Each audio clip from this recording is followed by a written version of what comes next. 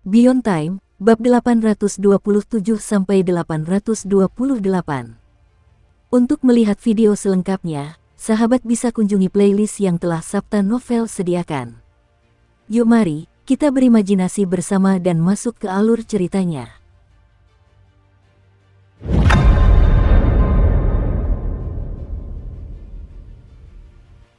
Suking mengikuti di belakang dengan ekspresi dingin. Kapten juga menyingkirkan ekspresi geli yang sebelumnya ia tunjukkan. Meskipun perasaannya terhadap umat manusia samar-samar, tetap ada gejolak di hatinya ketika dia mendengar tentang hal seperti itu. Umat manusia, sang kapten menghela napas pelan. Begitu saja, mereka bertiga bergerak semakin dalam ke zona terlarang. Di istana emas di udara, sudut-sudut mulut pejabat bulan api melengkung ke atas karena gembira. Nah, ini menarik. Tanpa darah dan kematian, bagaimana bisa disebut perburuan agung? Waktu berlalu perlahan. 2 hari kemudian, di kedalaman zona terlarang, di atas pohon yang menjulang tinggi, Suking, sang kapten, dan Kyukezhi berdiri di sana dan memandang ke kejauhan. Di kejauhan, kabut hitam tipis menyelimuti antara langit dan bumi, membuat dunia tampak redup. Di tanah tandus terbentang hutan-hutan layu, diselimuti kegelapan, membangkitkan perasaan kehadiran yang menyeramkan dan jahat. Di balik hutan-hutan yang sunyi ini terbentang serangkaian puncak bergelombang, menyerupai naga yang tertidur, yang secara keseluruhan membentuk rangkaian pegunungan megah yang terdiri dari 27 puncak. Mereka melewati hampir setengah dari zona terlarang. Beberapa puncak menyimpan kobaran api hitam, meletus secara sporadis dan menyemburkan kabut hitam yang menyelimuti sekitarnya. Sementara itu, aliran magma hitam mengalir keluar dari puncak-puncak tersebut. Itulah gunung-gunung terlarang di zona terlarang ini. Kyukezhi berbicara dengan suara rendah. Suking merasakan hawa panas bercampur angin dan menyipitkan matanya. Dia telah melihat banyak zona terlarang. Secara umum, zona-zona itu sebagian besar dingin. Ini adalah pertama kalinya dia menemukan gunung berapi di zona terlarang. 10 gunung di bagian belakang dapat diperebutkan oleh semua peserta. Adapun 17 gunung di bagian depan, itu diputuskan secara internal seperti yang saya katakan sebelumnya. Adapun gunung yang diperuntukkan bagi pangeran tertua umat manusia, itu adalah gunung ke-9. Kyukezhi mengangkat tangannya dan menunjuk ke depan. Tatapan Suking mengikuti. Dari pegunungan ini, dia bisa merasakan sejumlah besar aura yang berasal dari para peserta yang berkumpul di sana. Para peserta berada di setiap puncak gunung, terutama di 10 puncak paling belakang yang tampak lebih beragam dan kompleks. Puncak gunung yang ditunjuk Kyukezhi adalah gunung yang sama. Selain itu, aura-aura ini juga memancarkan suasana tegang, seolah-olah diambang konflik, namun terkendali, tidak langsung meletus. Masih ada 1 hari lagi sebelum gunung-gunung terlarang di sini bisa diangkat. Saat itulah kekacauan akan meletus. Secercah niat bertempur terpancar di mata Kyukezhi. Puncak gunungnya telah direbut dan kini berada di tangan Suking. Dia tidak berani merebutnya dari Suking. Oleh karena itu, targetnya adalah gunung terlarang di sini. Di perjalanan, dia juga dengan sopan meminta izin untuk memperebutkan satu, dan berharap Suking tidak mempersulitnya. Mengenai hal ini, Suking setuju. Meskipun dia juga membutuhkan gunung terlarang, informasi dari Kyukezhi sangat berharga. Saudara Taoisu, kita hanya perlu menunggu dengan sabar selama 1 hari. Kyukezhi meningkatkan tingkat kultivasinya dan matanya berbinar. Dalam rencananya, tidak perlu bertarung sekarang karena dia merasa itu tidak ada gunanya. Percuma saja jika mereka menang. Mereka perlu tinggal di sana selama sehari dan itu akan menarik perhatian dan pengepungan dari kultivator lain. Dalam hal itu, risiko dan kesulitannya akan meningkat jauh lebih besar. Ketika hari terakhir berakhir dan semua gunung dapat direbut, kita dapat bergegas keluar dan pergi segera setelah merebut gunung-gunung target. Dengan cara ini, tingkat keberhasilannya akan lebih tinggi. Lagi pula, gunung-gunung lain juga bisa direbut pada saat itu, sehingga secara alami akan menyebar target semua orang. Suking memandang gunung ke-9 dan mengalihkan pandangannya ke gunung-gunung lainnya. Kedinginan di matanya begitu terasa saat dia berbicara dengan tenang. Tidak perlu bersusah payah seperti itu. Sambil berbicara, dia melompat ke langit dan langsung menuju ke pegunungan. Di belakangnya, ekspresi Kyukezhi berubah. Dia tahu Su King sangat kuat dan telah menyaksikannya sendiri. Namun, dia tidak menyangka pihak lawan bisa menghadapi semua orang sekaligus. Jika mereka menunggu, dengan kekuatan Su King, Kyukezhi hampir sepenuhnya yakin Su King dapat memperoleh satu gunung terlarang atau bahkan dua. Namun, jika dia dengan gegabah menyerbu dan menjadi sasaran semua orang, akan ada banyak variabel. Apa? Kyukezhi panik. Tepat ketika dia hendak berbicara, kapten di sampingnya terkekeh, lalu terbang melewatinya, meninggalkan sebuah kalimat. Targetmu hanya satu atau dua, tetapi target adikku adalah semuanya. Semuanya. Jantung Kyukezhi bergetar hebat. Sebelum dia sempat mencernanya sepenuhnya, Su King sudah tiba di udara. Dia mengangkat tangan kanannya dan menekannya ke bahu kirinya, lalu menariknya keluar. Tato totem di tubuhnya berkedip-kedip dan api hitam menyembur dari tubuhnya, membentuk lautan api yang menyebar ke langit. Pada saat yang sama, ketika totem itu muncul, gagak emas bergegas keluar dan menari di lautan api, mengeluarkan seruan penuh gairah ke arah dunia. Tubuhnya yang hitam, penampilannya yang menyerupai burung phoenix, dan ekor apinya yang panjang terbentang, menarik perhatian para kultivator di 27 puncak gunung.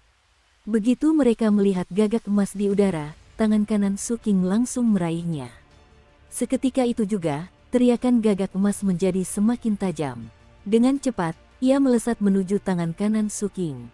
Selama proses tersebut, tubuhnya hancur berkeping-keping dan ketika muncul di tangan kanan Su King, ia telah berubah menjadi tombak hitam. Begitu tombak itu muncul, kilat menyambar ke segala arah, seolah ingin menembus langit. Terdengar juga raungan rendah yang berasal dari kehampaan, seolah memperingatkan agar tombak itu tidak muncul di dunia. Namun, itu sia-sia. Kedinginan di mata Su King semakin menguat. Dia melemparkan tombak terlarang itu ke arah gunung ke-9 di bawah tatapan istana emas dan keterkejutan Kyukezhi. Tombak hitam itu bagaikan seekor naga, membawa kekuatan yang tak tertahankan saat ia meninggalkan jejak hitam panjang di langit. Kilat yang menyebar di sekitarnya juga melesat dengan cepat dari segala arah. Kilat-kilat itu berkumpul di sekitar tombak dan terus mengelilinginya, memperkuatnya. Hal itu menimbulkan badai dan suara tajam menggema di udara. Ia langsung menuju ke gunung ke-9. Aura yang dipancarkannya dipenuhi dengan keanggunan yang mengesankan. Sesaat kemudian, tombak itu turun dengan kekuatan yang tak tertandingi dan langsung menembus puncak gunung ke-9. Saat menembus gunung terlarang itu, langit dan bumi bergemuruh dengan amarah yang dahsyat. Deru yang memekakkan telinga mengguncang sekitarnya saat seluruh gunung bergetar hebat. Bumi berguncang, dan gelombang kejut melingkar beserta kilatan petir menyebar dari titik tempat tombak itu menghantam, menyapu gunung ke-9 dalam sekejap. 100 lebih petani yang mendiami gunung itu memiliki ekspresi yang beragam. Beberapa terhuyung mundur, yang lain menunjukkan ekspresi terkejut dan marah, sementara beberapa mengerutkan alis, tidak terganggu. Para kultivator dari puncak gunung lainnya juga memusatkan pandangan mereka. Banyak di antara mereka memiliki tatapan yang tidak ramah. Pada saat yang sama, suara Su King terdengar dari langit. Meninggalkan. Setelah 3 tarikan napas, semua orang yang hidup di gunung ini akan mati. Serangan tombak yang mendominasi dan kata-kata dingin mungkin mengintimidasi yang lemah. Namun, sebagai peserta perburuan agung, para kultivator dari ras langit mistik bulan api ini justru menjadi bersemangat, niat membunuh mereka meningkat. Hal ini terutama terjadi ketika mereka melihat bahwa orang yang berada di udara itu adalah manusia. Oleh karena itu, dalam sekejap, setengah dari 100 petani dari gunung ke-9 terangkat ke udara. Sudah lama sekali saya tidak melihat manusia yang begitu arogan. Kamu terlalu percaya diri. Aku ingin melihat bagaimana kau akan membunuh semua kultivator di gunung ini. Saat para kultivator dari gunung itu bergegas keluar, Su King mengangkat tangan kanannya dan menekan para kultivator tersebut. Langit tampak meledak seperti kilat dan 3 gunung terbalik yang sangat besar muncul di langit. Satu gunung berwarna merah tua seperti darah, gunung lainnya sedingin embun beku, dan gunung ketiga berkobar dengan api. Gunung-gunung ini melampaui gunung-gunung terlarang di daratan. Penampilannya yang terbalik seperti ujung pedang, memancarkan ketajaman yang luar biasa. Terdapat pula tekanan dahsyat yang muncul dari ketiga gunung ini. Itu tak lain adalah dao jati diri sejati dari sihir iblis api yang melayukan. Setelah muncul, Ketiga gunung terbalik itu menekan para kultivator yang terbang keluar dengan gunung ke-9 sebagai pusatnya. Penekanan ini membentuk efek seperti segel, menyebabkan beberapa kultivator yang lebih lemah di antara kerumunan itu batuk darah. Namun, masih ada para ahli, dan jumlah mereka cukup banyak. Lebih dari 20 orang di antara mereka mampu menahan tekanan tersebut dengan menggunakan kemampuan dan mantra ilahi. Namun, jurus True Self Dao dari sihir iblis api yang melayukan bukanlah serangan utama Su King kali ini. Efeknya hanya untuk menciptakan tingkat penyegelan tertentu. Pada saat berikutnya, mata Su King menjadi hitam pekat. Zat-zat anomali di zona terlarang tiba-tiba melonjak, tertarik olehnya. Di gunung ke-9, larangan racun meletus. Beberapa orang yang kurang beruntung menyentuhnya secara langsung dan mengeluarkan seruan nyeri sebelum menjerit kesengsaraan. Tubuh mereka berubah menjadi darah dalam sekejap mata. Jika berada di dunia luar, kekuatan pembatasan racun Su King hanya bisa dianggap normal. Namun, di zona terlarang, zat-zat anomali di sini dapat memperkuatnya. Oleh karena itu, saat kabut beracun berputar, ia berubah menjadi kabut tebal yang dengan cepat menyebar ke segala arah. Karena efek penyegelan yang terbentuk oleh turunnya 3 gunung, kabut beracun ini langsung melonjak ke atas dan menyelimuti sekitarnya. Semua kultivator yang belum meninggalkan gunung telah diselimuti. Dari kejauhan, kabut itu tampak seperti pilar raksasa, terhubung ke pegunungan terbalik dan membentuk badai. Ratapan yang memilukan terus terdengar. Adapun segel Su King, bukan hanya itu saja. Dia melambaikan tangan kanannya, seketika itu juga, benang jiwa merah yang tak terhitung jumlahnya melesat keluar dan mengelilingi badai kabut, berputar cepat, menghentikan siapapun yang ingin melarikan diri. Dia akan membunuh para kultivator ini. Racun itu semakin pekat, zat-zat anomali di zona terlarang terserap dalam jumlah besar, dan kabut racun menjadi semakin kuat. Suara-suara yang memilukan itu menjadi semakin menusuk telinga dan gemuruhnya bergema. Bisa dibayangkan bahwa para kultivator yang terjebak dalam kabut pasti berada dalam keputusasaan yang luar biasa saat ini. Saat tubuh mereka membusuk dengan cepat, mereka melepaskan seluruh kekuatan mereka. Namun, racun Su King termasuk dalam kekuatan para dewa. Jika kondisinya memadai, bahkan para dewa pun akan terjangkit. Meskipun Su King belum bisa menunjukkan kekuatannya sepenuhnya saat ini, dengan peningkatan kekuatan zat anomali di zona terlarang, kecuali jika kultivasi seseorang telah mencapai alam akumulasi jiwa, dia masih bisa membunuh mereka dengan kekuatannya saat ini. Oleh karena itu, proses ini tidak berlangsung lama. Pada akhirnya, ketiga gunung terbalik itu runtuh dan hancur berkeping-keping, dan 3 hingga 5 kultivator bergegas keluar. Namun, saat kabut racun menyebar, sebagian besar kultivator telah berubah menjadi darah. Dari kejauhan, hujan darah turun di gunung ke-9. Gunung itu perlahan berubah dari hitam menjadi ungu. Adapun beberapa orang yang berhasil selamat, mereka berteriak dan menjerit. Tubuh mereka membusuk dengan kecepatan yang terlihat oleh mata telanjang hingga berubah menjadi darah dan berjatuhan di tempat lain. Su King tidak mempedulikan mereka. Saat itu, dia berjalan di udara. Di tengah gelombang besar di hati para kultivator di gunung-gunung lain, dia berjalan selangkah demi selangkah menuju gunung ke-9 yang kosong dan berlumuran darah. Kemudian dia berjalan ke tombaknya dan duduk bersila. Angin bertiup kencang, membawa serta bau darah. Su King mengangkat kepalanya dan menarik napas dalam-dalam. Bau yang familiar itu mengingatkannya pada pembantaian di masa lalu. Dia mengamati sekelilingnya. Di sekelilingnya, suasana hening. Semua peserta di 26 puncak gunung lainnya memusatkan pandangan mereka pada Su King. Mereka telah membunuh banyak orang sejak mulai bercocok tanam. Namun, apa yang terjadi sebelumnya masih menimbulkan keresahan di hati mereka. Ini adalah pembantaian terencana dan juga serangan racun. Pembantaian yang terencana menunjukkan kekejamannya, dan serangan racun menunjukkan kebrutalannya. Hal ini terutama berlaku untuk yang terakhir. Racun Su King mengejutkan semua orang.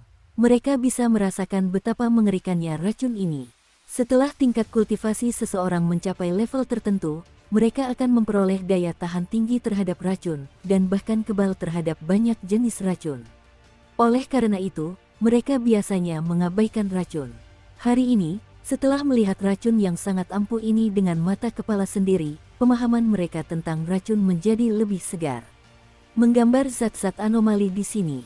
Racun ini bukan racun biasa. Ini adalah racun dewa. Aku pernah mendengar tentang racun yang berhubungan dengan para dewa. Namanya kutukan ilahi.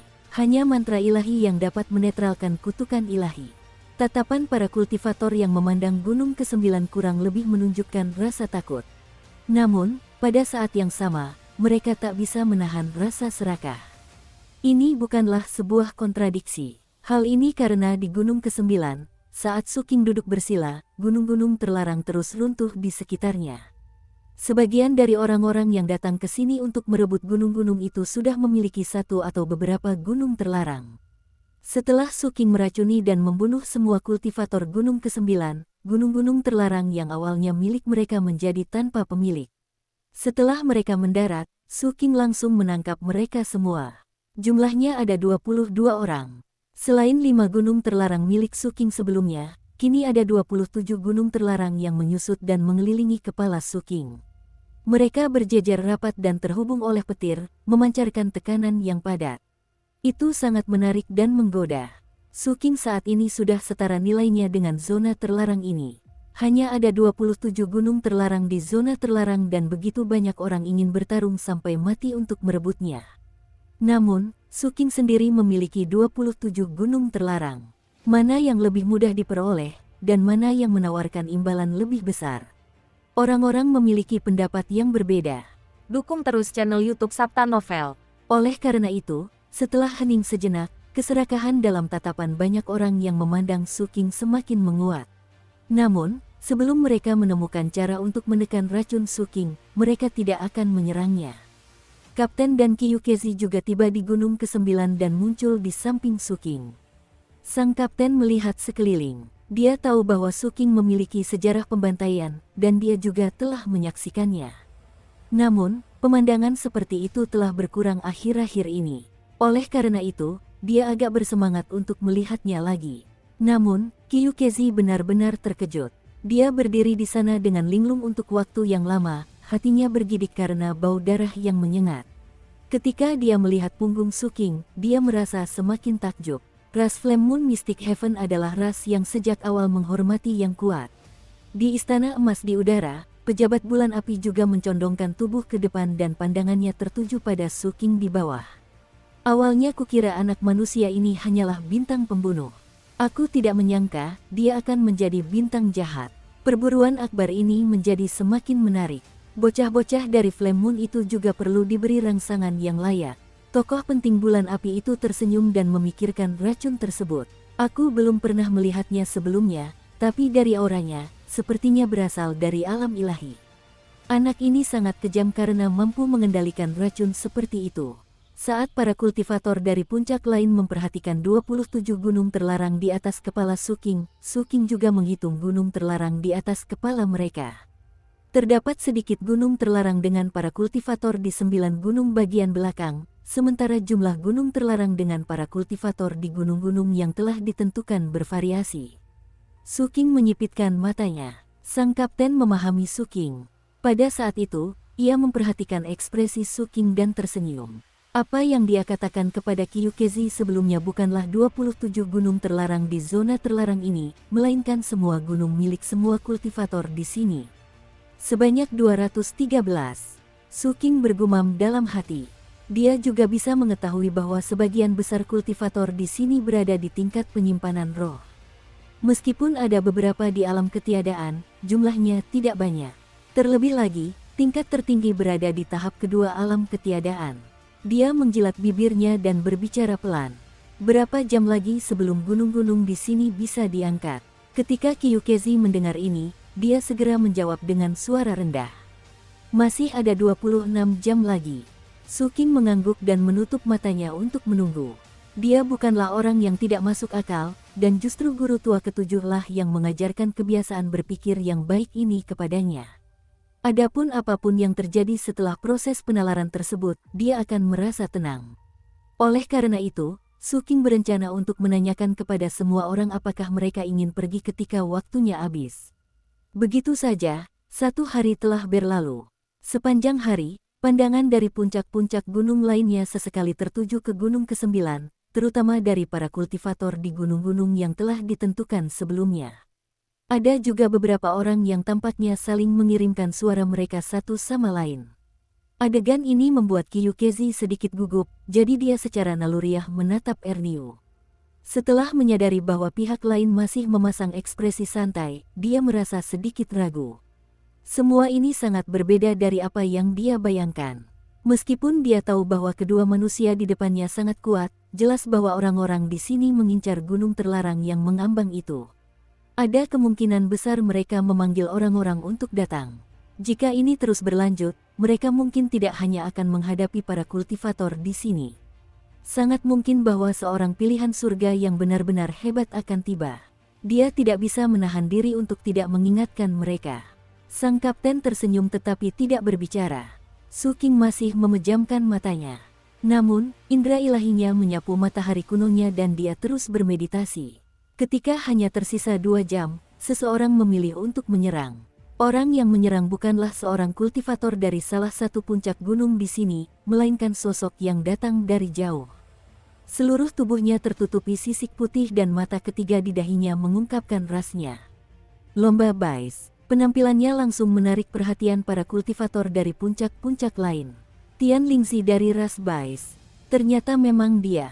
Sebagai salah satu orang pilihan surga yang terkenal dari ras Bais, saya mendengar bahwa kecepatan kultivasi Tian Lingzi sangat menakjubkan. Dia mencapai nihilitas dalam waktu kurang dari 60 tahun. Orang-orang mengatakan bahwa dia pasti akan mencapai alam akumulasi jiwa di masa depan. Dia bahkan beruntung bertemu dengan pendeta agung awan surgawi.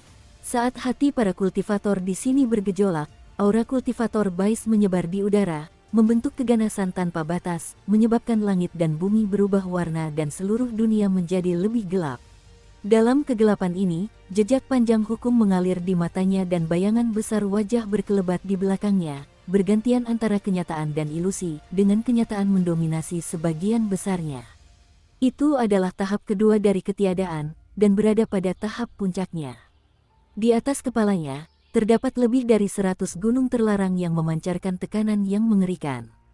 Tian Lingzi mengamati sekeliling sebelum menatap gunung ke-9 dengan ekspresi dingin. Pada saat yang sama, puluhan kultivator ras Bais terbang keluar dari puncak gunung lainnya dan tiba di samping Tian Lingzi. Setelah menyapanya, mereka membisikkan sesuatu kepadanya sebelum menunjuk ke arah Su King. Racun dewa dapat dinetralisir dengan menggunakan benda-benda yang berhubungan dengan dewa. Tian Lingzi berbicara dengan tenang.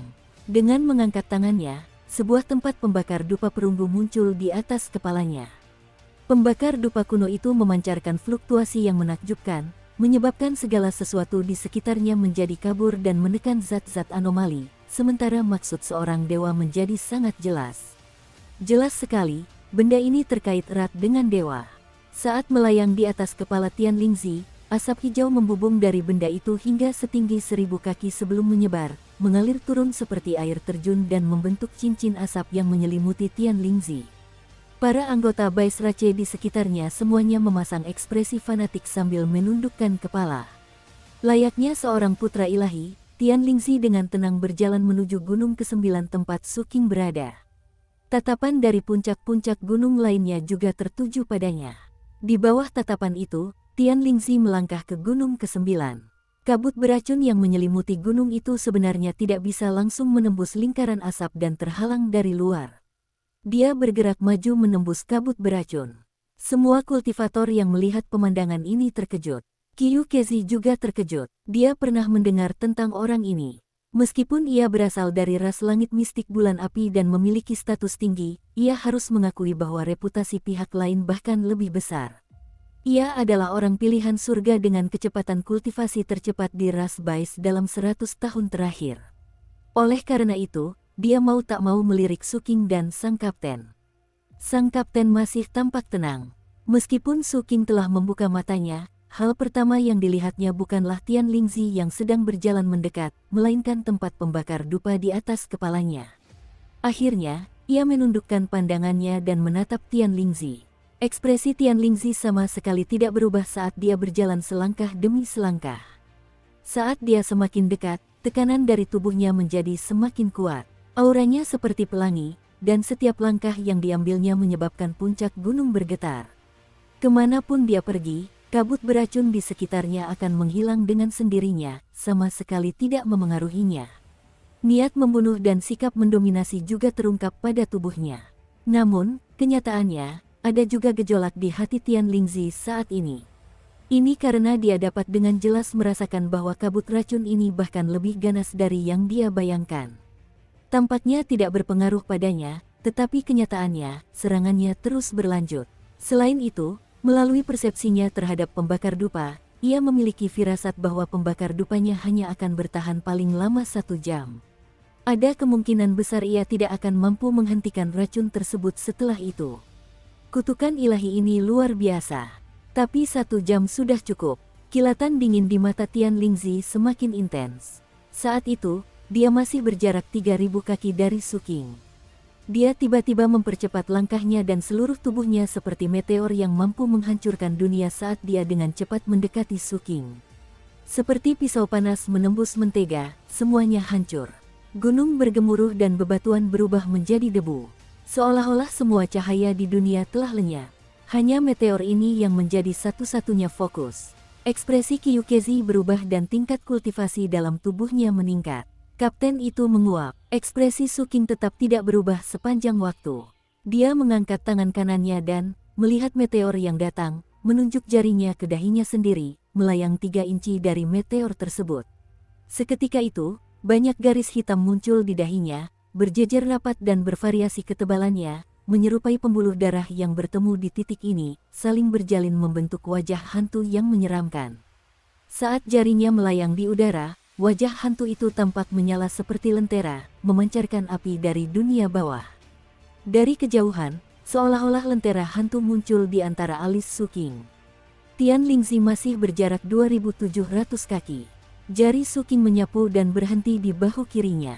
Sesaat kemudian, pembuluh darah hitam dengan cepat berkumpul di bahunya, dan lentera hantu kedua muncul.